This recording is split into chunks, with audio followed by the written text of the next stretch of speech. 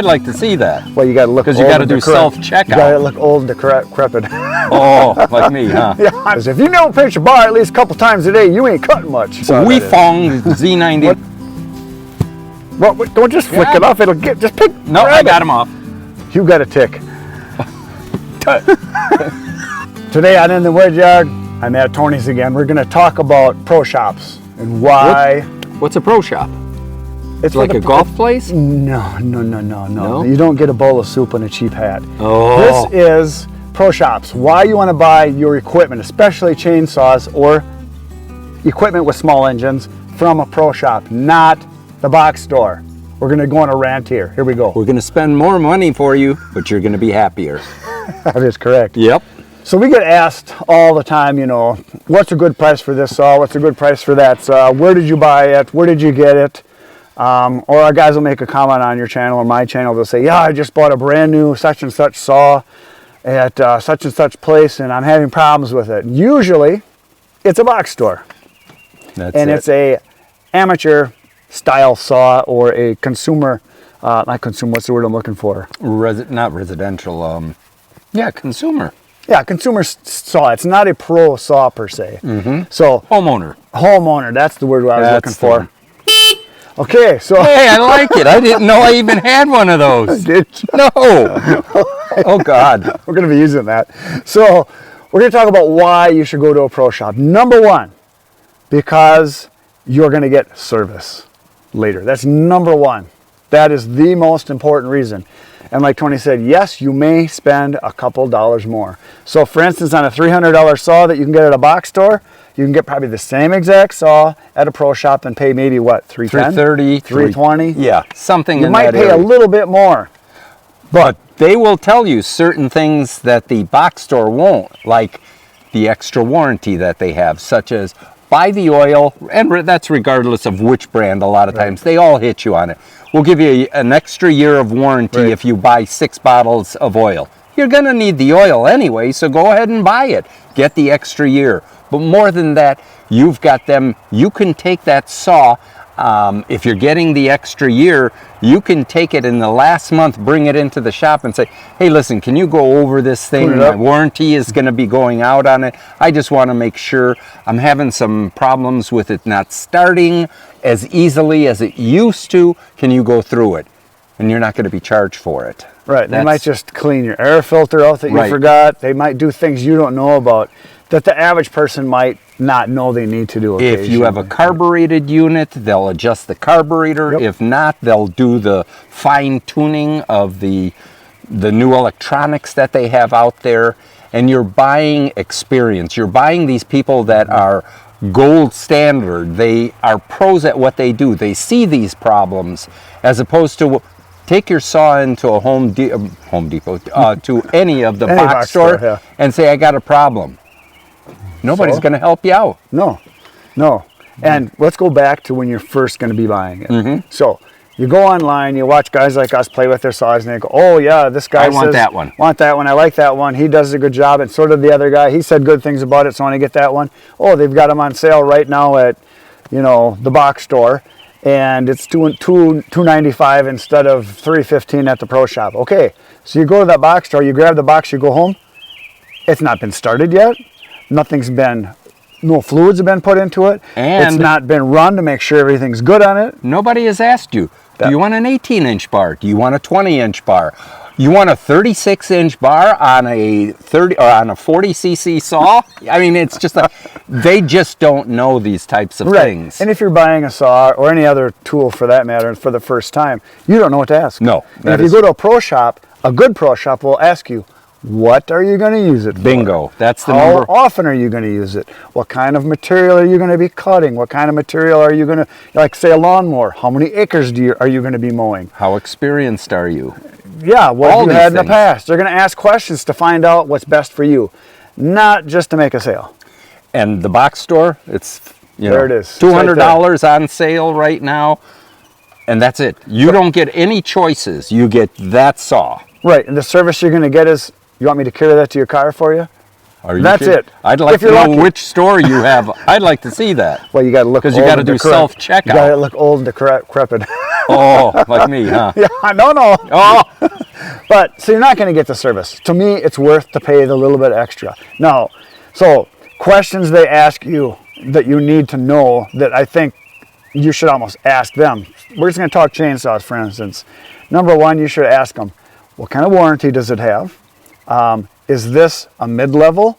Is it a bottom of the, get in the door kind of stuff? Is it a pro model? How long will it last? What kind of components are in it? And if you just start asking probing questions, they probably will, and you got to be honest with them. Just say, hey, this is my first chainsaw I'm buying, or I've got one, but it's an old one I got from my dad, and it's a piece of junk, and I want to get a good one because I'm burning wood in the backyard all the time now, and we need more firewood. I live in the city, and I have 2 trees on my property. I just want to prune the bottoms of the trees off. So you don't need a 661 then? Well, you could if you were Chris, but no, you don't need it. No, No. You don't want to be oversold. You really don't. No. You want to have the right tool for that job. Yeah, and you don't want to grow into your saw either. You want a saw that fits you right now. That's another big topic that I have mentioned to people, because I've had people ask me like, yeah, I've got this old saw that my dad had, and it's a what model. It's like a 30cc, and I've only used it a couple times, but it doesn't cut really good. I want to get a new one. What saw do you recommend? I'm thinking about getting, a 592 or a 661, and I'm like, whoa, no, you're not. Yeah. Start small. You can always upgrade. You can sell your old saw, or you can have it as a second saw, which is good to have anyway. Always. That's another topic, was always getting 2 saws, having one backup. Because you're going to have problems, or it's not going to be sharp, or you're going to cut on a hot day and the saw's not going to want to start because that can happen.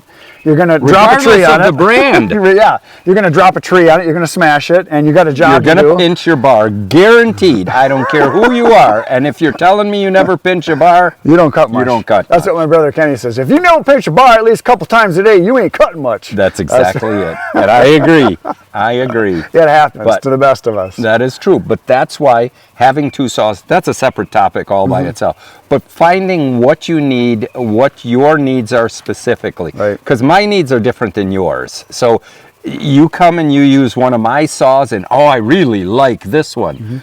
But you don't have any wood to cut. Yeah. So why would you want something that large? Get something to fit you. Right. And the really good pro shops, you can try saws out. They'll have a place in the back where you can try a couple different out.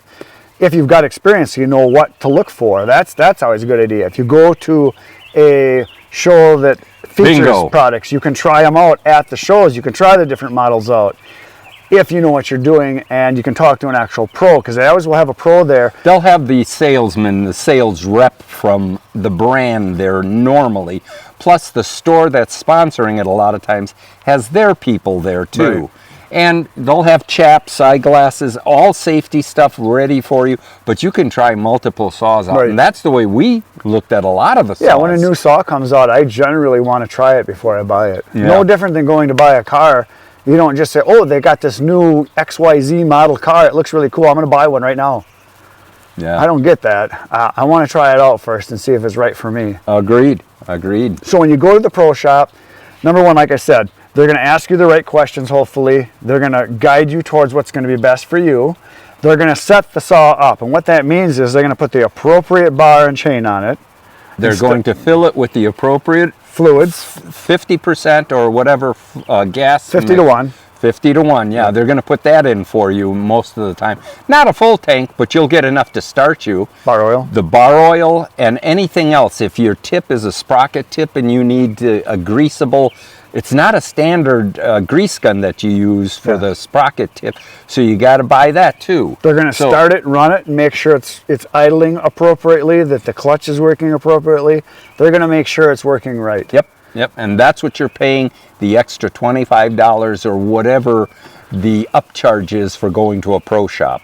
And keep an eye on them. They do offer sales, so keep it up. I know a lot of manufacturers have the price protection where they can't sell it below a certain price. MSRP. Right. Yeah, the MSRP. But you can get around that a lot of time by store sales and everything else. If you buy something for $100 or more, you get $10 off or something like that. I meant to say MAP. MAP pricing, minimum approved pricing, Right. from the company, because they can only sell it to a certain point. Right, and there's a lot of companies that do that. Right. And then the next thing is that, say you buy this brand new, we're just going to call it a Z99, whatever chainsaw that is. Weifeng Z99. Whatever it is, a Yep. Z99. And you like it, and you cut a bunch of wood, but you find that it works good, but you pinch your bar, you throw a chain, it's not running quite right. You take it back to the pro shop. You got options. Number one, they can fix it for you. Mm-hmm. Number two, you can say, yeah, this saw isn't performing like I want anymore, and it's my only saw. Maybe it's time to get a second saw and maybe move up a class. Well, a couple of things I know that they do as well. Not a lot of them, but if you want to get rid of your saw and you're buying That was another next one, on my list, yeah. consignment. Or, yeah, what I've done twice now, I've gone, because a new model came out, and I had an old saw that I never used anymore. I thought I'd use it as a backup, but once you get like your fourth or fifth or sixth or seventh backup, you're at the point where like, yeah, that old one, I don't touch need it it anymore. So you take it in and you say, how much will you give me for this? I want to buy a new one. A lot of times, like the one that I traded in, it was a mid-level saw. I paid maybe like $350 for it 10 years before I took it in. They gave me $150 for it. I was perfectly happy because I got my use out of it. I will say though, Craigslist or Marketplace, Facebook, you'll get more money out of it, but it's a pain in the butt to do. Yeah. What Chris did is taking it in, they give you a moderate price for it. They have to make some money on it as well, Right. and I understand that. They're gonna do- and I have no problems with that. They're going to do one of like three things. They're going to, number one, probably go over it, make sure it's running right, and they can resell it. Mm-hmm. So that's one. Number two, they rip it apart and they take the components off of it for restoring other saws, especially if it's an older one that's got parts that are hard to find. And the other one is that they throw it in the junk pile and they basically got you as a new customer because they know that by getting that saw from you and getting you an upgrade, they're earning your trust that you're going to get a better saw and they're going to help you out. So they gave you a discount. So I know that happens from time to time where they offer you like $50, but it's not worth anything to them. Right. They're offering you basically a $50 discount, and maybe that saw is going to be used, maybe it's not. So the pro shop's the way to go. One other thing that you can think about too is if you have a rental facility by you, and I know I do here in Wautoma, they sometimes sell their inventory of chainsaws to get new ones in. They have to do that every couple of years. So you could get a pro-type saw Right. for a reasonable price. Now, you have to remember, it's a rental, so a lot of people don't take care of it, but they make sure that when you get it, it is functioning. And I don't know if they're going to give you a warranty or not, but you're going to definitely pay less than what a retail price on a new one is. Another option, and in talking with Craig at Modern Rentals, we were talking about their splitters that they have, their log splitters. They carry Oregon, I believe. And that's the same brand they rent out. Mm-hmm. So when someone comes in and they're thinking about buying one, he just tells them, hey, if you want to take one and try it out, we've got rentals. If you take it and you decide not to buy from us, you got your rental fee. If you decide to buy from us, they take the rental fee, they put it towards the cost of the actual brand new splitter. That's a smart way of doing Yeah, business. yeah, and that's how he does it, and that's awesome. And you know, we talked about it. We want to try something before we buy Right, it. right. And a lot of times nobody has that option. Having a log splitter, because maybe you're 6'5" or something and you get a log splitter and you almost have to get on your knees to operate. Right. You buy it and you're stuck with it. Right. Yeah. Right. So you get to try it out, right? Yeah, that's a great idea. Yeah, that's what a good pro shop will do. Yep. So then the next thing is at the pro shop, there's pro shops that will take care of your equipment, but you never really get to know the person really all that well that's in the back. And one of the things I found out with us going to Modern for a lot of the fixing, we actually got to know Scott, who is their repair guy in the back, and he has a channel and it is called the Greasy Shop Rig, and he does demonstrations on how to fix stuff. And for the guy like me that doesn't want to be a mechanic, all I can do is the basic stuff. If I have to put a new spark plug in, I can figure that out. If I need to clear the air filter out, I can do that. But when stuff starts literally breaking, I mean, I've taken a spring off for an anti-vibe spring and swapped it out from another saw, changed out the bar, little things like that. But when you get a major problem and it's something with the carburetor or the engine, something that needs fixing, I want to give it to him and say, fix it, and I know it'll be done right. That's exactly it. And I'm okay paying a little bit of money for that because my time is more important than doing other things. He's a professional at what he does. Just like I tell this to people all the time when they say, well, why did you have someone do that? You can do it yourself. Well, the way I explain that is I don't do my own dentistry work. I hire a guy that knows what he's doing. You don't? No, I don't do my own That's dentistry why. work. So I go to the guy that knows what he's doing. Maybe I could do my own dentistry work. I could drill a hole and try to pack some stuff in there, but no. Hire the guy that knows what he's doing the best. That's my opinion. So there you go. We can do some dentistry after this. I'm going to need lots of liquor. Okay. So another reason why you want to go to a pro shop is, number one, you're going to a guy that works specifically on those products. Right. You're not going to a generalist like you had mentioned. Yep. A guy that's a jack of all trades, and he might know what's wrong. He might know how to fix it, but he might have to order parts. He might not get to it right away because it's not something he does every day, and he wants to fix other things. And where you build that relationship, it's going to be way better. And like you were saying about when you go to that pro shop, they're experienced with it. They know what they're doing. If you go to a brand specific pro shop, they know the problems that they have. Yes, they can talk to you about the competitive issues as well, but they know their products. That's the Right. one thing. And if you have, like you say, a relationship with them, Right. you can go back there with a saw multiple times or a different saw, and they know you. They know how to take care of the Right. issues that you have. I felt it land on Yep. me. Oh, you got Wood a tick. ticks. Yep. I felt it land. Yep. They're coming from I above. know. I told. Oh, here it is. Well, don't just flick Yeah. it off. It'll get, just pick. No, grab I got it. him off. I got him off. That's how bad the ticks are now this year. You got a tick. One other big issue is, where is your pro shop? Right. Is it 15 minutes away or 2 hours away? And that's where a lot of people will pick a specific brand Right. because they can get service within a reasonable amount of distance. Or if you have two of them, brand, regardless of the major 2-3 brands out there, and two of them are in your town, is it much more convenient to go to the one that's 10 minutes away or the one that's 30 minutes away? Right. And you'll get multiple answers on that, because some Depends. people would rather go to the 30 minutes away because they are better people to deal with. Right. And we understand that. Right. You want that relationship, and especially the guy who knows what he's doing. One thing that I thought of while you were saying that is that everybody thinks because I have Husqvarna saws, that's all I like. And everybody thinks because Tony has steel chainsaws, that's all he likes. That's not true at all. Nope. I love the Echo saws. I think they're great. The steel saws I've ran everything from the 661 all the way down to little bitty ones. Lots of different sizes, lots of different people that have had them. I love them. I think they're excellent. I just happen to have Husqvarna equipment because my dad had it, my brother had it, so we kind of just went that way. I could have went. And you had a huge dealer right by your house. Yeah, we got, and I like all of them. They're all good. Every saw is going to have gems. Not every saw. Every manufacturer is going to have gems. And lemons. And lemons. It's going to happen. And you can have the best new saw in the planet that everyone absolutely loves, and you can get a lemon. Oh, absolutely. And then you're going to trash that.